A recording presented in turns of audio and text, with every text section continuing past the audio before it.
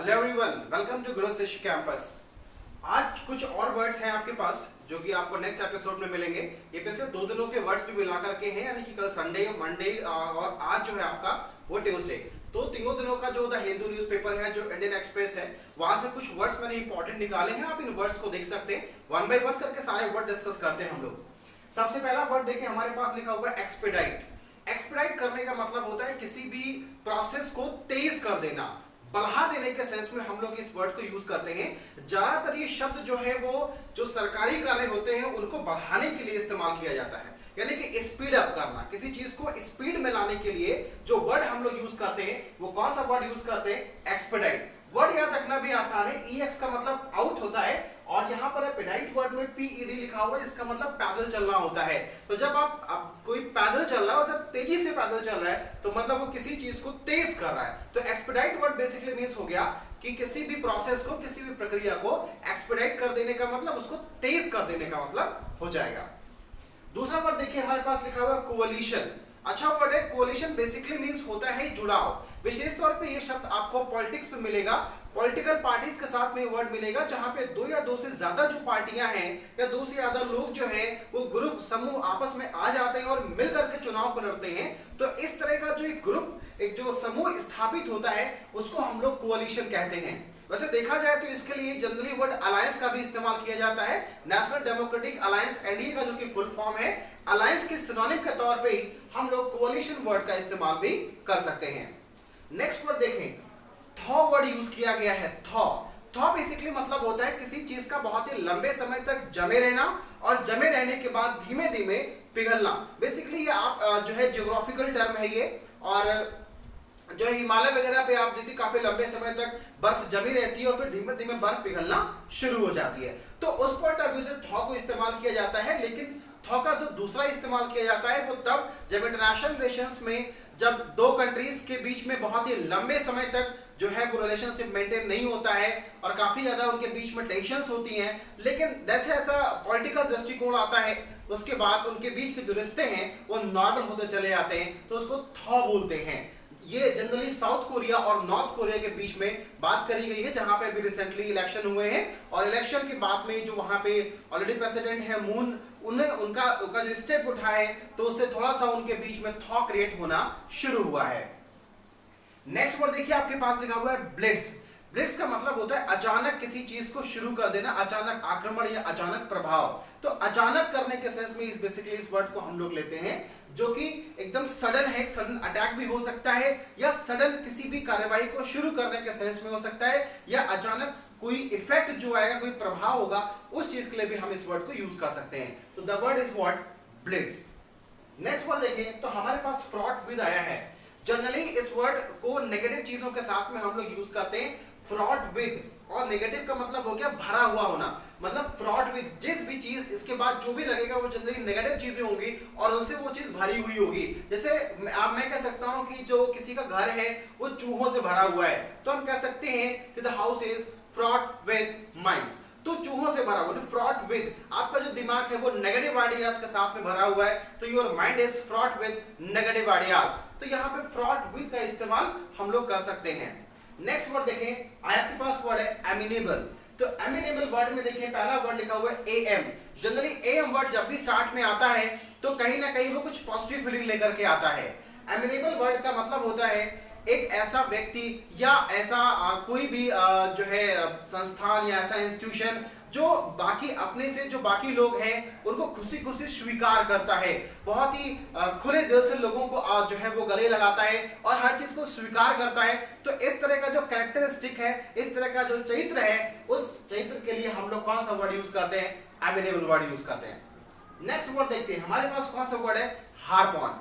Harp का मतलब harp on. Harp on तो पूरा का पूरा एक फ्रेज होगा जो एक साथ यूज होगा। इसका इस्तेमाल हम लोग तब करेंगे जब किसी एक बोरिंग सी चीज को हम बार बार रिपीट करते रहते हैं, कोई ऐसा fact that is repeated over the time, जो बार बार रिपीट होता रहता है, उस फैक्ट को हम कह सकते हैं क्या?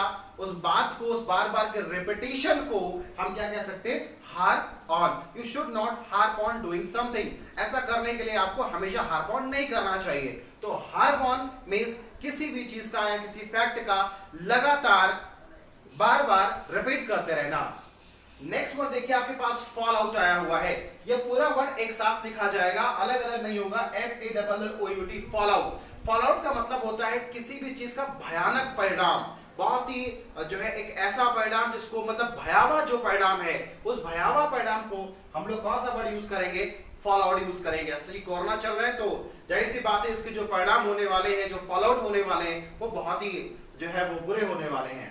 नेक्स्ट वर्ड आपके पास है रैवेज। ज्यादातर रैवेज वर्ड का इस्तेमाल कैटास्ट्रॉफी के साथ में किया जाता है। ये कैटास्ट्रॉफी लिखा हुआ है और ये आपका रैवेज लिखा हुआ है।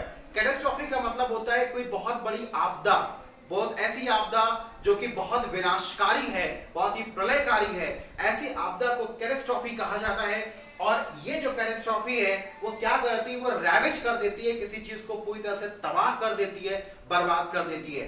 तो रैवेज का मतलब होता है तबाह कर देना या बर्बाद कर देना, और कैटास्ट्रॉफी वो तबाही है वो जिसकी वजह से वो चीजें बर्बाद हुई। जैसे कि कोरोना को हम लोग क्या बोलेंगे? कैटास्ट्रॉफी बोलेंगे। और इसी तरह से देखें तो भोपाल गैस कांड भी जो था वो क्या था? एक कैटास्ट्रॉफी था। नेक्स्ट वर्ड देखें तो होम्योस्टैसिस है। ये होम्यो वर्ड लिखा हुआ है, फिर स्टैसिस वर्ड लिखा हुआ है। यहां पर स्टेट की बात हो रही, अवस्था की बात हो रही है। किसी भी जो भी व्यक्ति होता है उसके अंदर जो अंदरूनी जो है वो कुछ ना कुछ प्रक्रियाएं चलती रहती हैं। हमारा जो इम्यून है वो हमारी बॉडी में किसी भी दूसरी चीज को बर्दाश्त नहीं करता है और वो जल्दी जल्दी हमें इन्फेक्ट होने नहीं देता है। ऐसी स्थिति में जो प्रक्रियाएं शरीर में घटती हैं ताकि बॉडी उसी कंडीशन में बनी रहे, इन द सेम कंडीशन, उस प्रक्रिया को, उस प्रोसेस को हम लोग होम्योस्टैसिस बोलते हैं। होम्योस्टैसिस दैट मींस कि बॉडी का वो प्रयास, वो प्रोसेस जिसमें जो चीज जहां पे है वो वैसी बनी रहे, उस प्रयास को, उस प्रक्रिया को हम लोग होम्योस्टैसिस बोलते हैं। नेक्स्ट वर्ड देखिए हमारे पास क्या है? एनाहिलेशन, बल्कि हम इसमें एच प्रोनाउंस नहीं करते, एनाहिलेशन बोलते हैं। तो एनाहिलेशन मींस का होता है किसी चीज का पूरी तरह से बर्बाद कर देना, तबाह कर देना, उसकी जो प्रक्रिया है खत्म कर देना। एनाहिलेशन, कंप्लीट, पूरी तरह से। संहार वर्ड हिंदी में यूज करते हैं, कुछ भी नहीं बचना। एनाहिलेशन ऑफ, अगर देखें तो आज के डेट में कभी कभी तो ऐसा फील होता है कि अगर ये चीज नहीं रुकी तो कोरोना क्या करेगा कि मनुष्य जाति का, ह्यूमन रेस का पूरी तरीके से खत्म कर देगा। क्या करेगा वो? एनिहिलेशन की ओर ले जाएगा ह्यूमन रेस को। तो एनिहिलेशन मींस कंप्लीटली, पूरी तरह से खत्म कर देना। नेक्स्ट वर्ड आपके पास है आर्मेगेडोन। आर्मेगेडोन, इसका मतलब है कि एक्चुअल में एक प्लेस था जहां पे लास्ट बैटल जो है वो लड़ा गया था। ये एक क्राइस्ट के लेकर मिलेगा आपको, बाइबल में आपको वर्ड मिल जाएगा।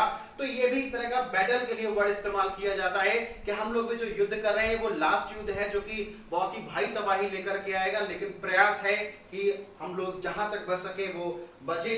तो आर्मेगेडोन एक अच्छा वर्ड है, इसको आप डिक्शनरी में भी चेक कर सकते हैं, और इसको ये नया वर्ड भी हो सकता है, काफी दिनों के बाद भी इसको यूज किया गया है। तो ये लिटरेचर में काफी वर्ड यूज होता है भयानक बैटल के लिए।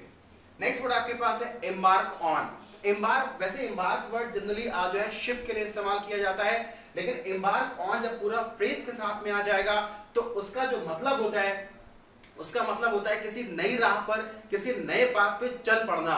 गवर्नमेंट एम्बार्क्ड ऑन, तो गवर्नमेंट एम्बार्क्ड ऑन कर रही है, मतलब वो किसी नए पाथ पे उसने चलना शुरू कर दिया है। वर्ड कौन सा आपके पास आएगा? एम्बार्क्ड ऑन आ जाएगा। नेक्स्ट वर्ड देखें तो आपके पास कौन सा वर्ड लिखा है? काविएट्स। काविएट्स पढ़ेंगे इसको। काविएट्स वर्ड है आपके पास। काविएट्स का सिंपल मतलब है वार्निंग, लेकिन कैसी वार्निंग? हमने कहा काविएट्स ऑफ नेचर, तो प्रकृति का जो ये वार्निंग है उसे हम क्या बोल सकते हैं? काविएट्स बोल सकते हैं। तो इस तरह के कुछ वर्ड्स थे जो कि अभी लास्ट में जो संडे, मंडे, ट्यूसडे कि मैंने आपको बताया कि द हिंदू और द इंडियन एक्सप्रेस दोनों के वर्ड्स में निकाल के लेकर के आ रहा हूं आपके पास। रेगुलर बेसिस पे कुछ ना कुछ वीडियोस आपको मिल रहे हैं, तो ये प्रक्रिया कंटिन्यू रहेगी। आज का एपिसोड आप देखिए, इसको बहुत ही ढंग से देखिएगा और वर्ड्स देखिए। टेलीग्राम पे आप गुरु सृष्टि कैंपस को ज्वाइन कर सकते हैं, वहां से भी आपको अपडेट्स मिलता रहेगा।